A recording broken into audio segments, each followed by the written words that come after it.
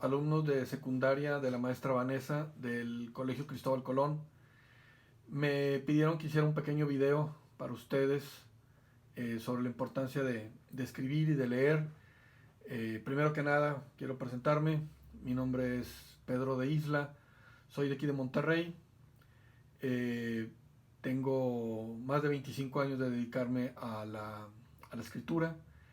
Tengo 7 libros publicados, 2 novelas, 5 libros de cuentos, más algunos otros cuentos sueltos.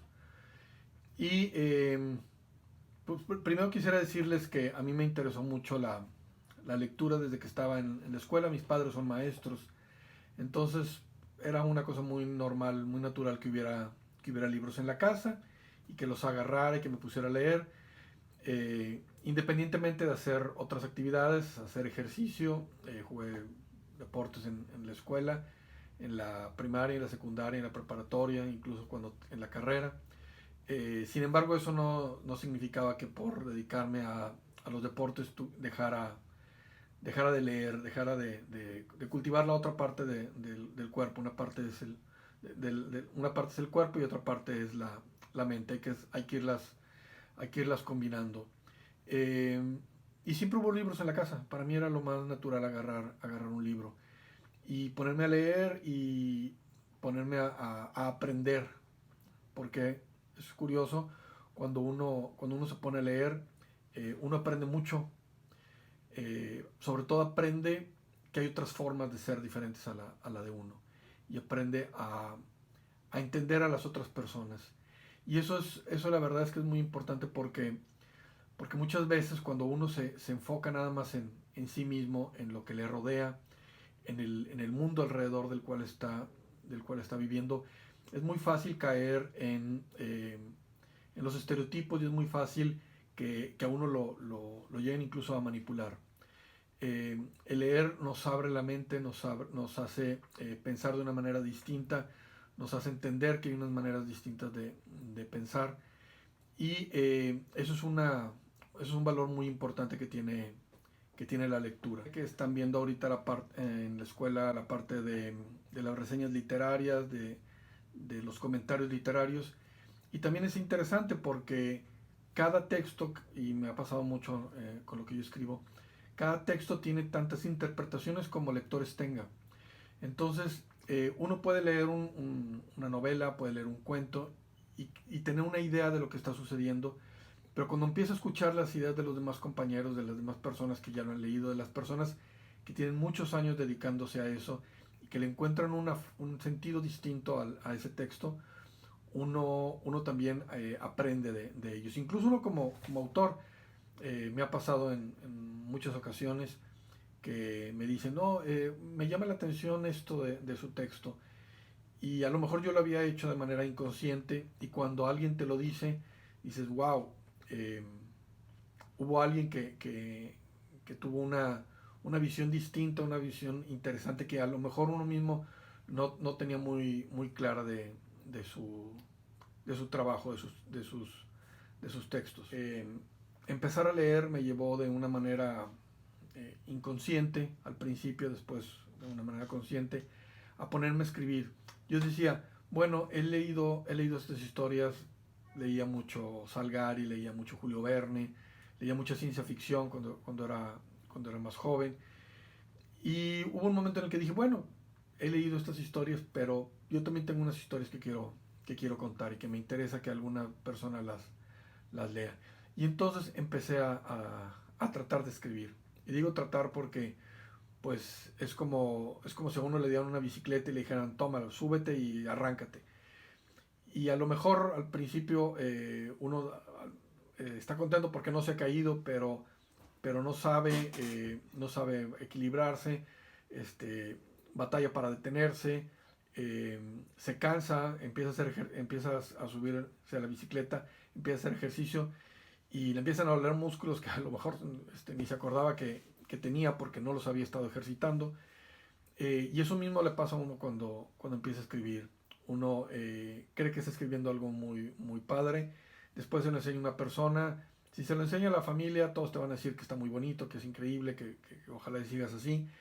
Pero cuando se lo llevas a una persona, más profesional, te empieza a encontrar pequeños detalles o grandes detalles en lo que estás escribiendo, y ahí es donde uno va aprendiendo. Las loas, las palabras bonitas solo sirven para alimentar el ego, pero no te sirven para empezar a escribir mejor.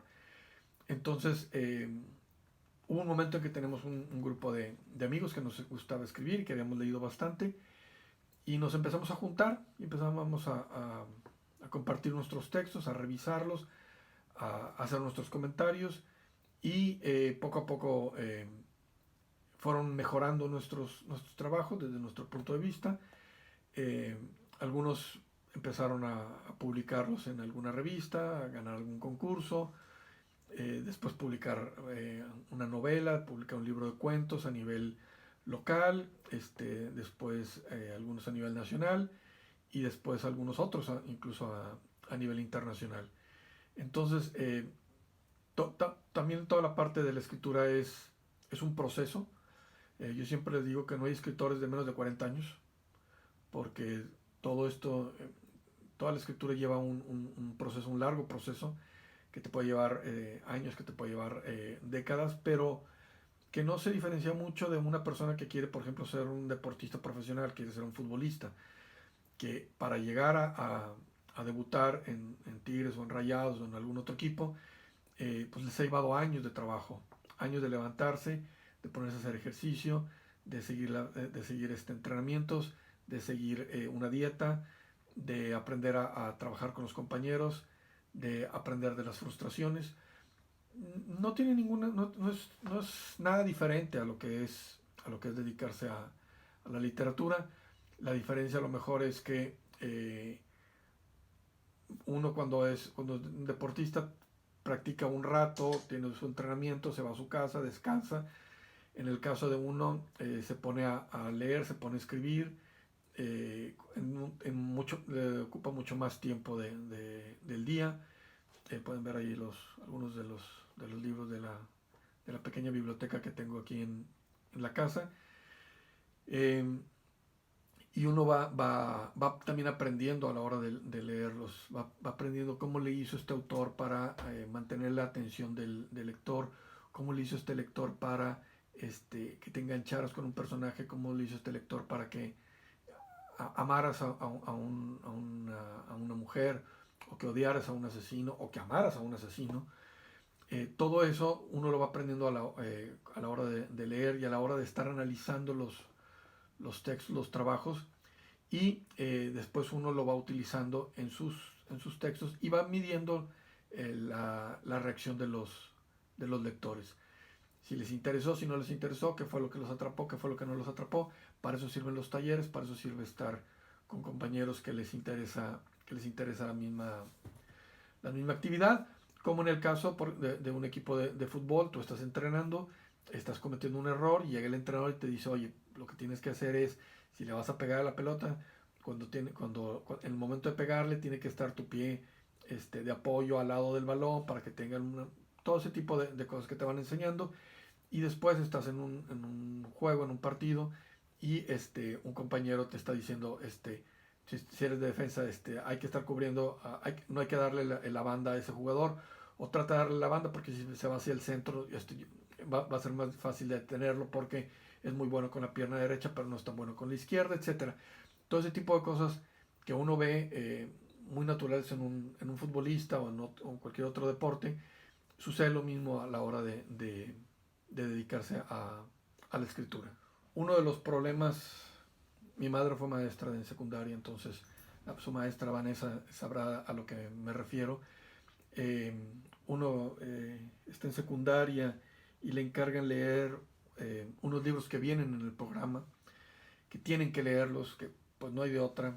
A mí me tocó en la secundaria tener que leer algunos poemas de Góngora, algo de Argot, del siglo de oro, tratar de leer la Ilíada, la Odisea, la Eneida, ese tipo de libros en la secundaria, y entiendo mucho a los alumnos que francamente es complicado leerlos, porque uno no tiene el hábito de la lectura.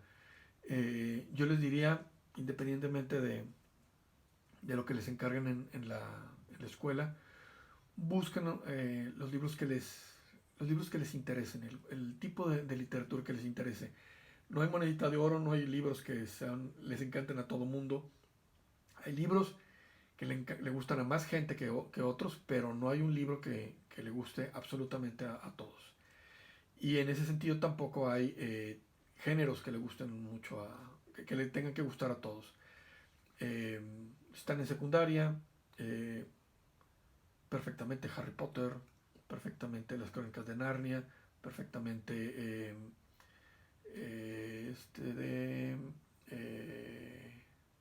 las, los Juegos del Hambre, me estaba viendo el nombre. Hay muchas sagas que son padres para leer cuando uno está en secundaria, porque lo que quiere leer son aventuras. Es perfectamente lógico, es perfectamente normal y además es una muy buena manera de acercarse a la lectura. Ya después uno va a ir encontrando si le gusta la ciencia ficción, si le gustan las aventuras espaciales. No tienen que gustar a todo el mundo. Julio Verne a muchas personas les gusta, a mí me gusta mucho, pero tengo una de mis hijas que no le gusta, que no le gustan esos libros y no es malo. Lo malo es no encontrar un género que te atrape. Entonces hay que buscar, hay que ver qué es el tipo de libros que les atraen y buscar de ese tipo de literatura para seguir cultivándose. Y además les va a ayudar para otra cosa, porque ustedes ahorita están en secundaria, pero al rato van a entrar a la preparatoria y después van a entrar a la carrera y hay que leer mucho. Hay que leer mucho, ya sea si van a estudiar leyes, bueno, todos los códigos que se puedan imaginar. Si van a estudiar, si quieren ser biólogos, también hay que estudiar mucho, estudiar los tipos de plantas, sus características, sus nombres en latín, también se los van a topar. Si quieren estudiar medicina, pues ni se diga. Si quieren estudiar una ingeniería, es otro tipo de libros, pero también hay que leer bastante si quieren destacar.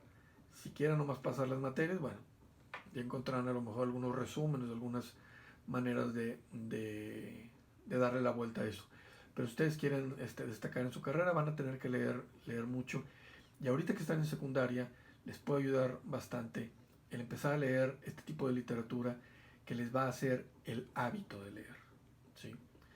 Eh, hace unos años, cuando mis hijas estaban en la preparatoria, fue un autor a darles una plática, Benito Taibo. A lo mejor alguno lo ha escuchado, ha leído alguno de sus libros juveniles.